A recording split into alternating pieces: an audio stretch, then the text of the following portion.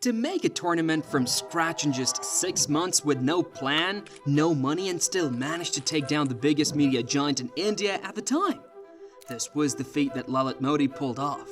He became a hero, and he was given full credit for the IPL's inception. Most innovative business leader of India is Lalit Modi.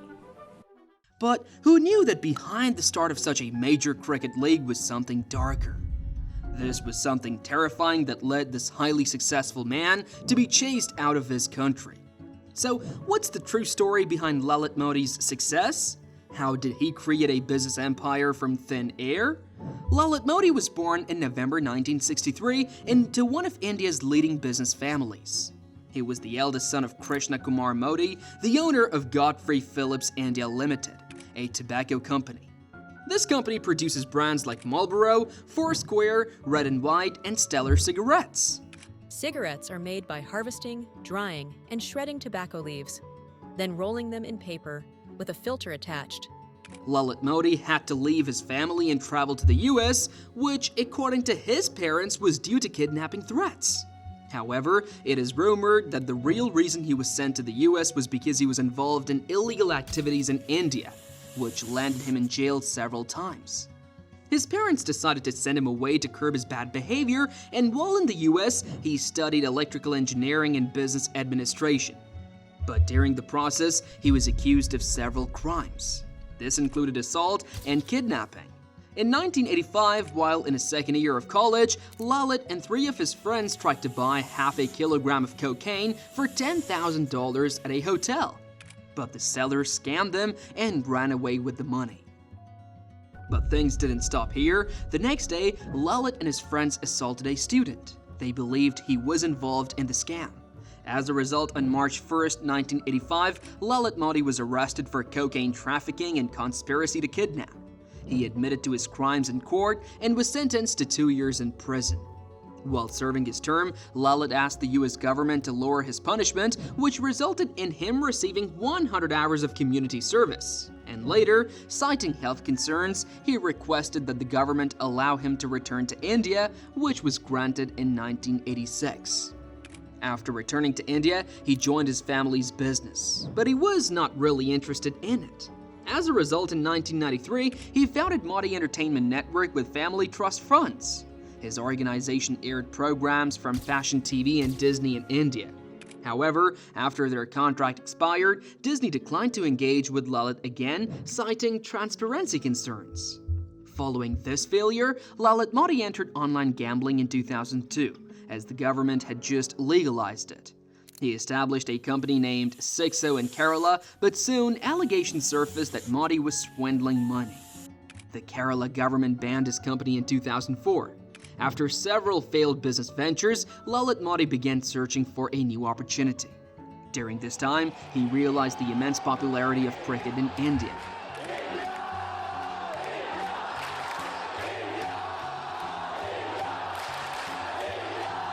While in the US, he had observed private sports leagues where city-based teams competed against each other, and these events were quite popular. Inspired by this, Lalit Modi approached the BCCI with the idea of creating a similar cricket league in India. However, the BCCI rejected his proposal. In fact, many had such ideas before. The BCCI was afraid of losing its monopoly, so they shut down all those ideas. Modi then realized that in order to establish a cricket league, he would need to become part of the BCCI. Using political connections, he joined the Himachal Pradesh Cricket Association but was suspended the following year for unknown reasons. In 2004, he became the vice president of the Punjab Cricket Association and later the president of the Rajasthan Cricket Association. In 2005, when Sharad Pawar was appointed BCCI president, it is said that Lalit Modi played a significant role behind the scenes to help Pawar secure the position. As a result, Modi became a close ally of Pawar and was appointed vice president of the BCCI. The BCCI kept shutting down any idea of creating smaller leagues in cricket. But in 2017, Subhash Chandra, the owner of India's biggest TV channel, was angry because he kept getting refused the rights to broadcast Indian cricket matches. This frustration led to him declare war by announcing the Indian Cricket League. This was a privately owned T20 tournament that was a direct challenge to the BCCI. The BCCI was caught off guard but quickly tried to fight back by threatening to ban players who joined the ICL and by increasing salaries for domestic players. However, the BCCI president Sharad Pawar knew that they couldn't hold out for long. The bans would likely be overturned in court, the new salaries were still much lower than what Z was offering, and most importantly, Z had the prime TV slots that the BCCI just couldn't compete with. Because of this, many players were leaving the BCCI, and if nothing changed, it seemed like more would leave in large numbers. Pushed into a corner, Pawar decided to go ahead with a bold plan from his trusted lieutenant, Lalit Modi. At this point, Modi had worked hard for the BCCI. He's increased their revenue by 7 times in the past 3 years, so he brought back his 10-year-old idea of starting a T20 tournament. This was how the Indian Premier League was born. Pawar approved it, hoping they could beat the ICL at their own game. The first step, without much of a plan or funding, was to hold an unveiling ceremony.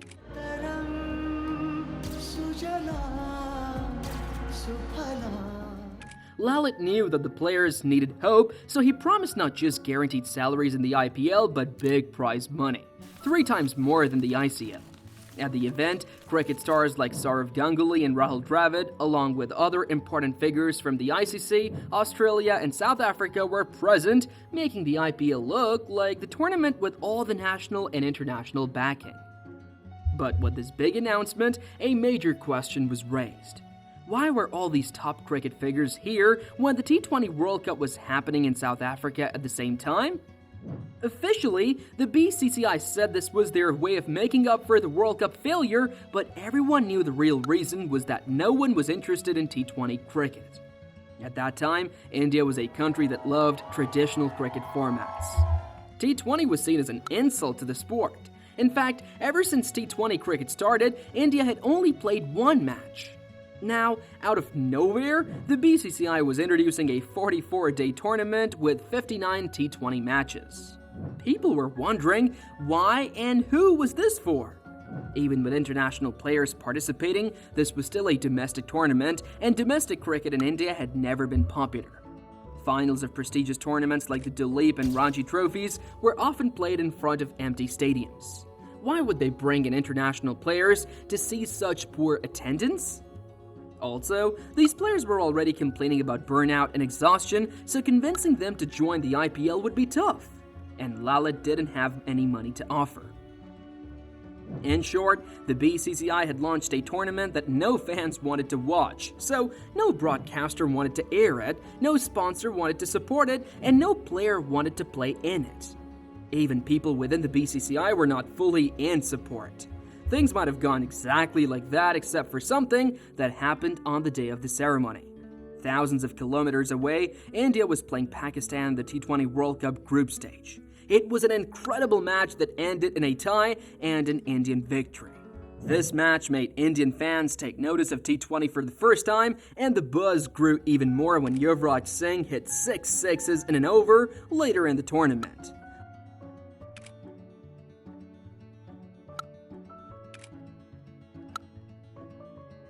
Lalit, who was watching from the sidelines, realized that his biggest problem, which was getting people to care about T20, had been solved by fate. After this, the IPL became incredibly popular in its first year, and Lalit Modi was widely praised. However, it later emerged that Modi had made several deals that benefited his family members. In 2010, Lalit Modi made a big mistake.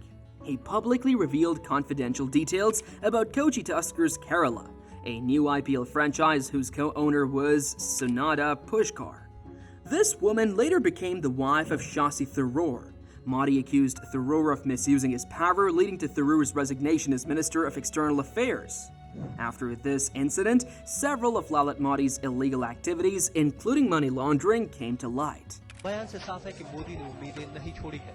शायद वो BCCI को ही चुनौती दे रहे हैं कि दम है तो हटा दो। In 2013, the BCCI banned him for life. One of the major accusations against Lalit Modi involved a broadcasting rights deal. In 2008, the BCCI awarded all IPL broadcasting rights to World Sports Group, a Singapore-based company, for 10 years. WSG then sold these rights to Sony, but a large portion of this money was transferred to Lalit Modi's company.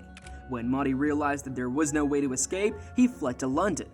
Lalit, isn't it strange that you are here in London? You face some very serious charges in India, allegations about your conduct as IPL commissioner? What are you doing here? Lalit Modi still lives in luxury while in London. He also continues to make millions from his businesses while India awaits his return. Do you think Lalit Modi will ever face justice for his scams?